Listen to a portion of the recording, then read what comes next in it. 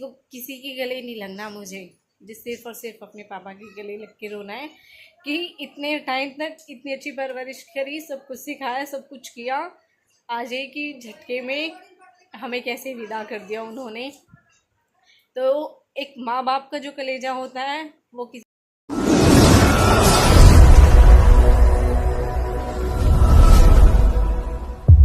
राम सभी को, welcome to Preeti Tanmay blog. कैसे हैं आप सब? आशा करते हैं आप सब बिल्कुल ठीक होंगे। बाबा मोहनराम की कृपा आप सब पे बनी रही। तो हो चुका है सुबह का टाइम और काम भी हो चुका है कंप्लीट। इसे देखो,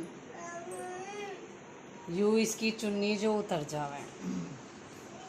विशाल वैसे तो हमारी ले वही उस दिन कीर्तन में ये अच्छी माँ बनी, आई चुन्नी मिल गई और दया की परमानेंट ही हुई होगी।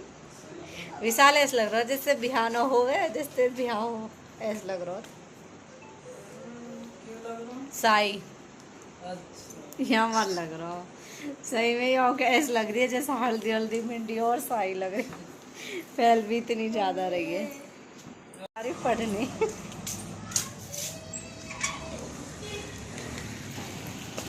20 रुपए दे लो। चाहिए 20।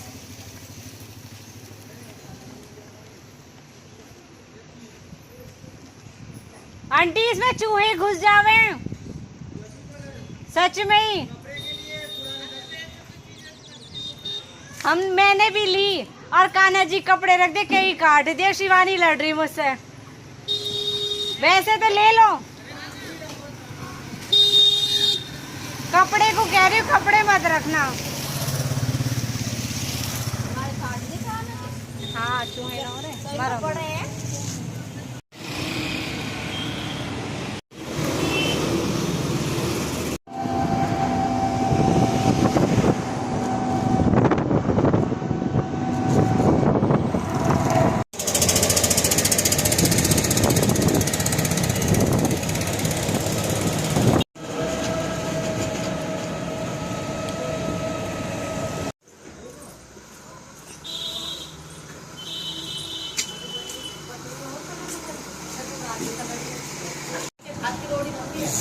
गोड़ी गोड़ी बजरी भरे ना दे दियो मम्मी, जाओ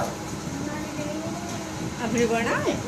चलो तो चलते हैं अब हम भागवत में। बाय। भागवत का हो चुका है टाइम। ये है पापी लोग जो भागवत ना सुन के घर पे बैठते हैं। भाई मैं तो जाती हूँ भागवत में, मैं तो कहीं की छोड़ती नहीं हूँ भागवत।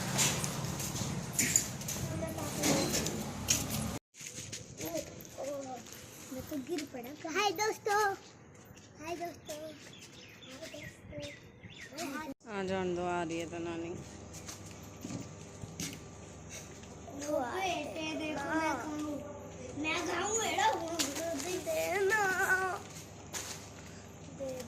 मैं ले वो सूट, चाहिए 10 रुपए चाहिए मुझे सूट।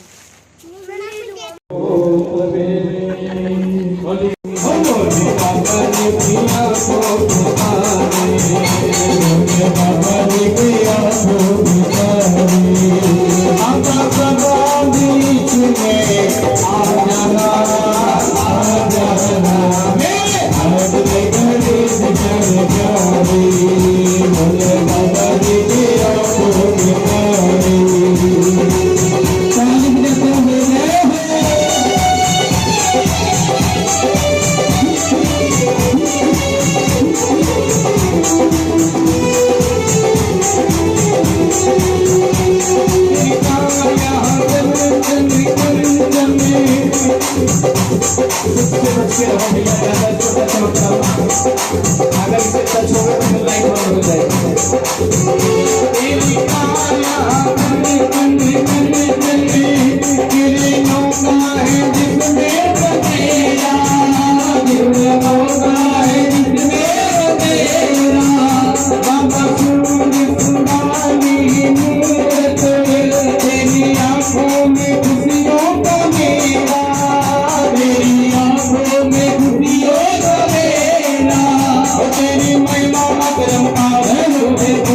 मेरे में अब रोटी तो कई बार खिलाते लेकिन कुछ ताने मार देते हैं, है ना? रबड़िया तो रोटी भी ना खाई जा रही है। क्या फायदा था इस रोटी का? माँ बाप ने रोटी खिलाई, कभी ताना नहीं मारा, लेकिन बेटे ने थोड़े समय क्या रोटी खिलाई कि ताना मार दिया। काय का लायक बच्चा है? बालक तो ऐसा हो कि माँ बाप दो बातें बोल दे तो भी सुनकर राजी, कोई बात नहीं, आशीर्वाद है। माँ बाप की बातों का कभी बुरा नहीं मानना चाहिए, गुरु की बातों का कभी बुरा नहीं मानना चाहिए। साधु संत अगर गुस्से में कुछ बोल जाए तो सिर्फ तेरा भला चाहता है, तो समझाना चाहता है। और माँ बाप अगर कुछ कह जाए तो वो भी तेरा भला ही चाहते हैं। कोई माँ बाप बुरा चाहते हैं बच्चों का? तो राजेंद्र बिहारी जी की पावन सी लीला समय व्यतीत हुआ। एक दिन अजामिल, लेकिन मन में था पद यात्रा करके चलूंगा। पद यात्रा करते हुए जैसे आ रहे तो रास्ते में एक नदी पड़ी, तुंगभद्रा नदी। जिस नदी में से एक गंगा नाम की वेश्या जल भर रही थी मटके में। बांधवों, इतनी सुंदर थी वो नारी कि कोई भी देखे तो मदहोश हो जाए। उसमें सामने वाले का कोई कसूर नहीं, उसकी सुंदरता का कसूर है कि देवी है इतनी सुंदर। देखो नजरें तो कहते हैं या तो बुरी जगह जाते हैं या अच्छी जगह जाते हैं। कोई बहुत अच्छी चीज नजर आए तो भी नजर ऑटोमेटिक बोले अरे कितनी बढ़िया नदी है, या कितना बड़ा घर है, कितनी बढ़िया गाड़ी है। तो बिहारी जी की पावन सी लीला है कि देवी ने जल भरा और 16 श्रृंगार कर रखे थे। इसने मटके को डूंगे पे रखा, यानी कि कमर पे ऐसे टेका, और एक हाथ में से चुटिया पकड़ रखी और ऐसे हिलाती हुई चलती जा रही है ठुमक ठुमक कर 16 श्रृंगार कर।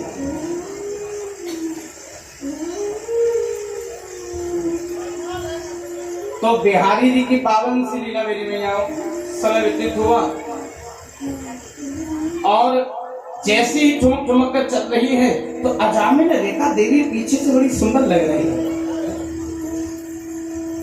आगे गए तो उसके नैनक्स भी इतने सुंदर, देखने में बड़ी तेजस्वी देवी, पर है वैश्या। सुंदर तो है पर है क्या? वैश्या। अजामिल के मन भाग गई। अजामिल ने क्या करा, उसका धीरे धीरे पीछा करा, काम धंधा तो भूल गए, रोज उसके घर के चक्कर, गली के चक्कर अभिलाषा कुछ गलत नहीं है, पर इतना है कि एक बार दर्शन हो जाए, बस एक बार शकल दिख जाए। देखिए कोई जरूरी नहीं कि हर बार हर व्यक्ति गलत होता है। कई बार ऐसा भी होता है कि इंसान का देखने का मन होता है। तो आज इनकी अभिलाषा ये कि देवी को निहारूं। तो बिहारी जी की पावन सी लीला मेरी मैयाओं, एक दिन देवी ने देख लिया। देवी बोली महाराज मैं कई दिन से नोट कर रही हूं कि आप मेरी गली के चक्कर काट रहे हैं, किससे मिलना है आपको? बोले देवी देखो घुमा फिरा कर हमें बात करनी नहीं आती है, पर हम झूठ भी नहीं बोल सकते, हम सिर्फ तुम्हें देखने आते हैं। और हमारे मन में आपको लेके कुछ गलत नहीं है, पर हाँ बस ये कि आप अच्छी हो, बहुत अच्छी हो, तो देखने की अभिलाषा। ऐसा समझ गए? समझदार व्यक्ति समझ ही जाता देख कर कि क्या चल रहा सामने वाले के। वैश्या ने अंदर बुलाया, बैठो आप कोई अच्छे घर से ही व्यक्ति रखते हैं, क्या करते हैं आप? बोले मैं चंदन कर लकड़ियों का व्यापार करता हूँ देवी। घर में कौन कौन है? बस एक माँ, एक पिताजी, उनका एक लौता पुत्र हूँ। तो अच्छा आपने हमारी डिटेल तो ले ली, अपनी भी तो। आपके मम्मी पापा पिताजी माता कहाँ गए हैं? बोले हमारे माता पिता नहीं है महाराज। नहीं है? हाँ नहीं है। अच्छा तो बड़ा भाई होगा, वो कमाता होगा, घर वैसे चलता होगा? बोले ना बड़ा भाई ना छोटा भाई ना कोई बहन, हमारा कोई भी नहीं है, इस दुनिया में हम अकेले हैं।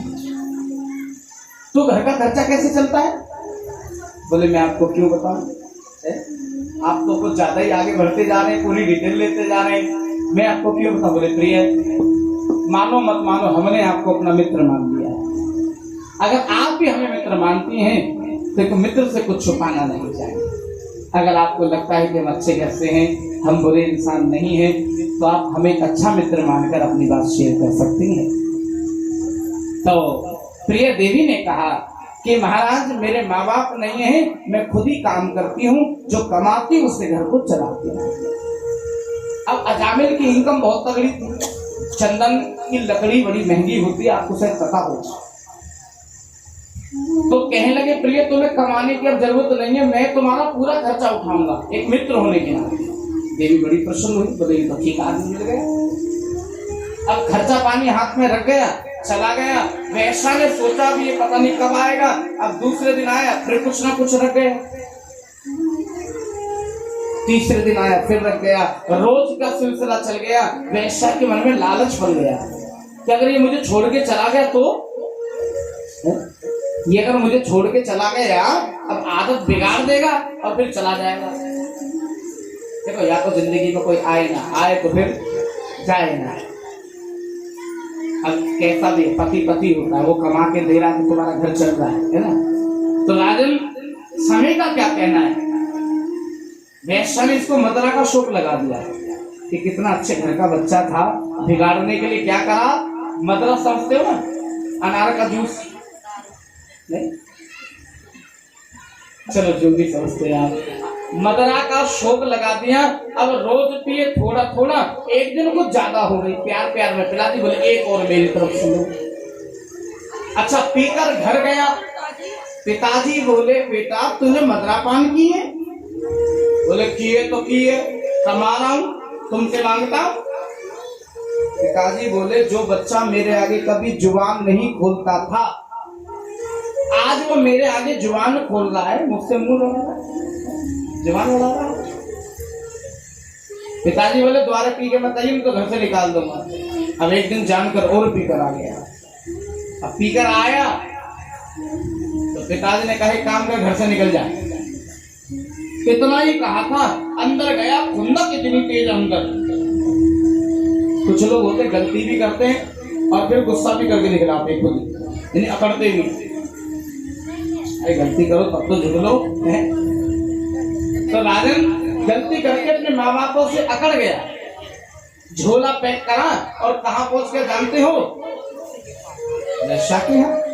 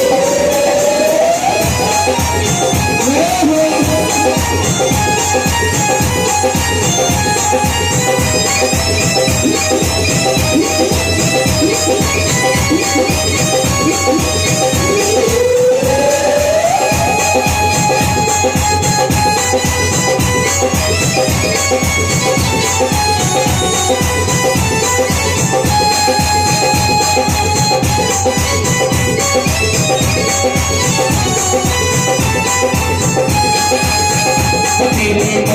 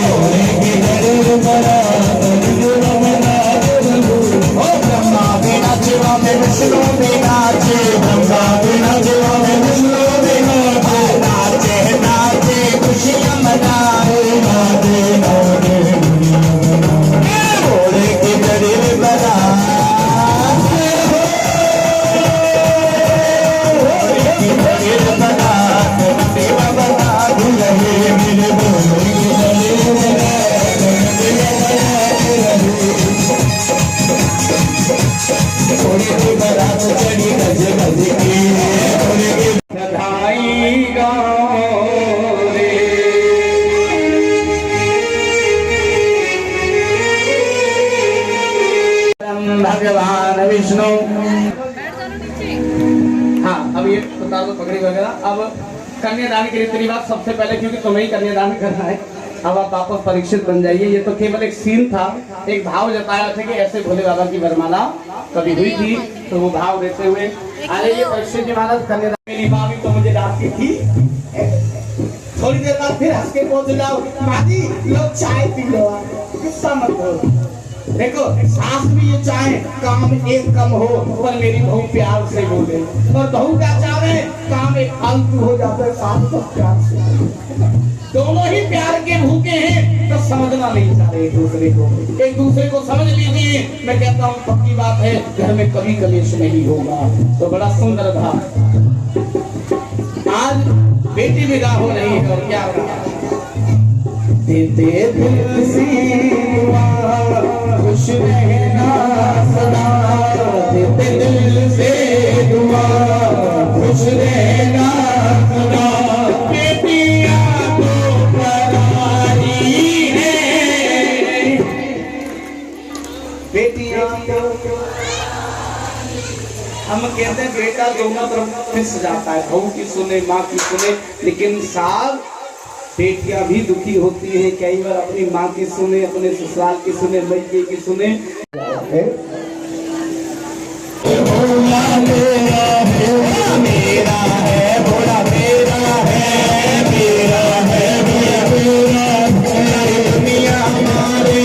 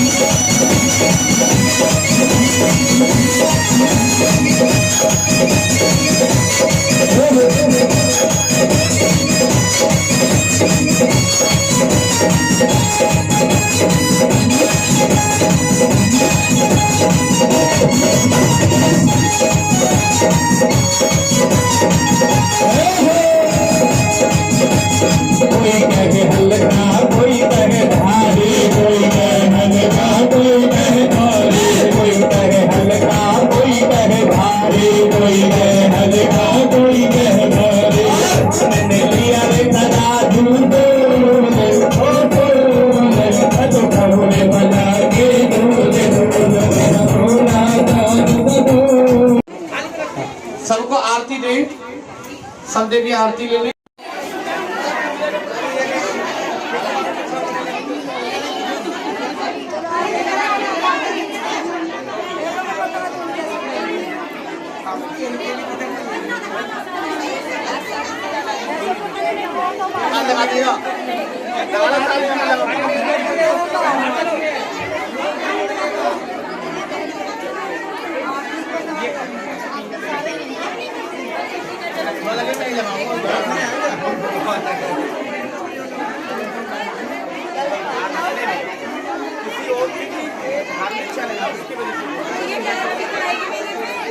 ब्लॉग बन रहा है, ब्लॉग।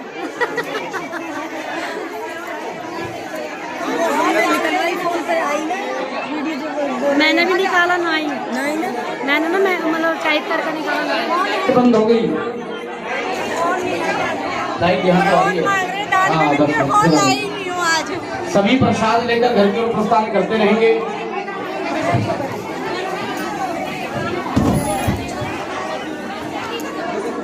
आपको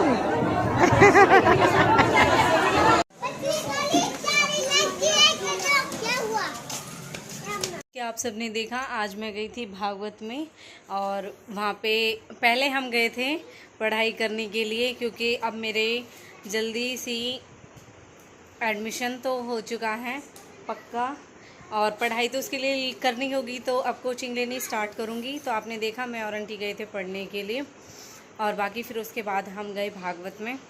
मैं बच्चों को लेके गई थी, क्योंकि कोई अच्छी चीज़ अगर हम खुद सीख रहे हैं, उससे हम अपने जीवन को सुधार रहे हैं, उससे हम अच्छी बातें सीख के अपने आप फॉलो कर रहे हैं।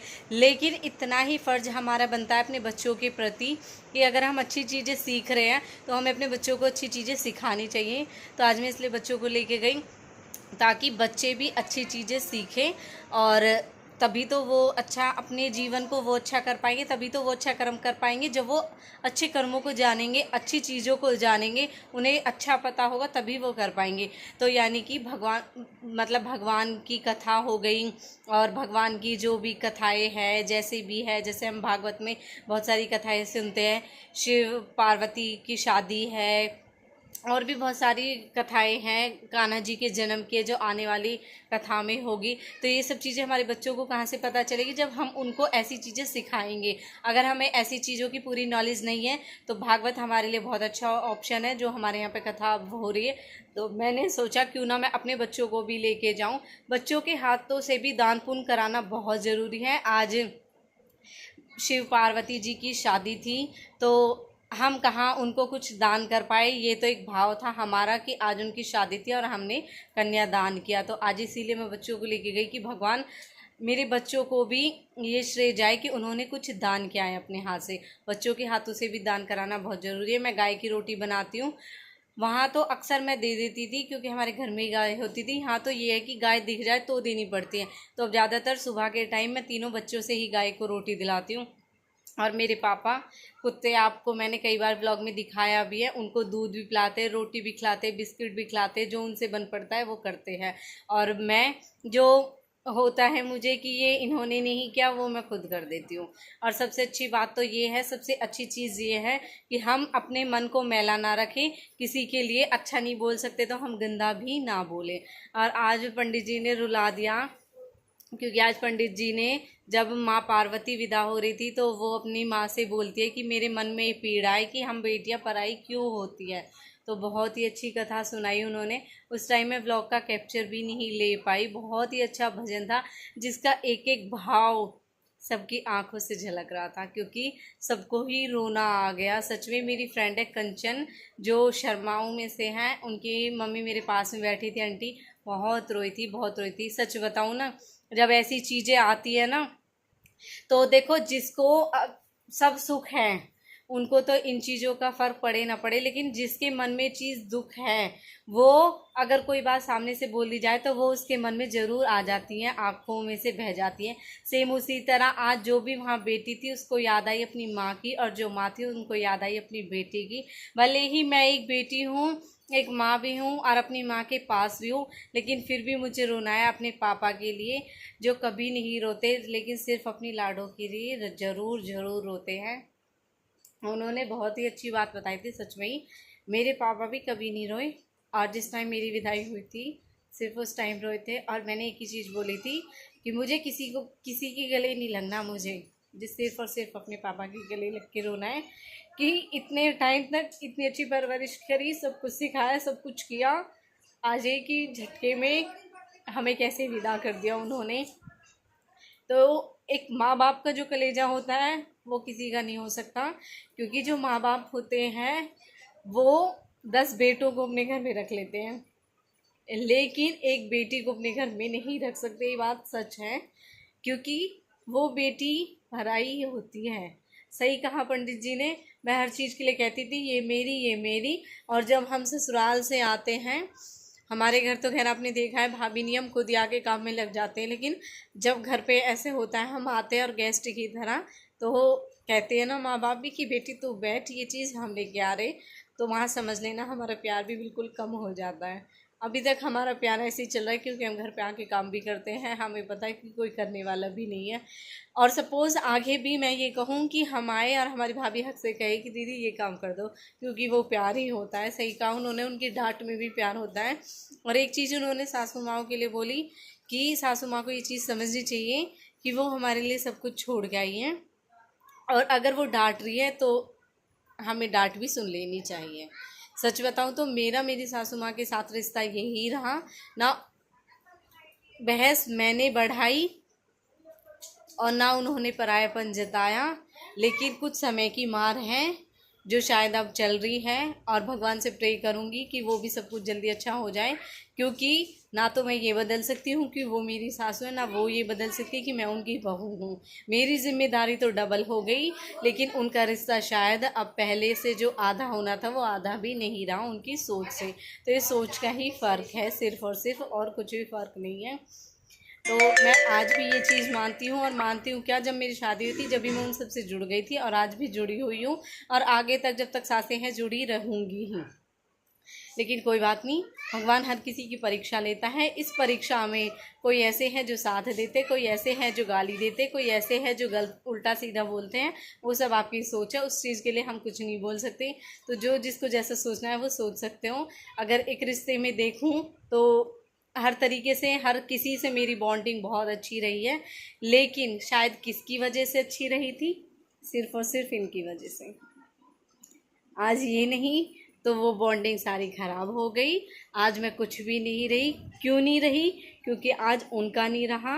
जब उनका नहीं रहा जिसके पीछे मैं थी, तो आज शायद मेरी इमेज, मेरी वैल्यू ज़ीरो के बराबर हो गई। लेकिन कोई बात नहीं, मैं अपने आप को खरा सोना समझती हूँ। आज 0 है, कल को 100 भी होगी मेरी वैल्यू। ऐसा विश्वास मेरा बाबा मोहन राम के प्रति है और रहेगा हमेशा। तोड़ने वाले भी बहुत है तो जोड़ने वाले भी बहुत है, और हिम्मत देने वाले भी बहुत है। और सबसे बड़े सपोर्टर मेरे पापा हैं, जिसके आगे मैं किसी को कुछ मानती नहीं हूँ। तो आज के लिए इतना ही। बस जो वहाँ पे उन्होंने कथा सुनाई उसमें मैं बहुत ज़्यादा खो गई सच में। चलो राधे राधे, और धन्यवाद पंडित जी का, स्पेशली मुझे स्टेज पे बुलाया नाम लेके, पापा के नाम से ही, कि हाँ उनकी गुड़िया आई है यहाँ पे। और बहुत अच्छा लगा कथा सुन के, जो मैं बिल्कुल भी मिस नहीं करना चाहती। नेक्स्ट भी मैं आपको दिखाऊंगी। तब तक के लिए thank you and bye bye, take care, Radhe Radhe.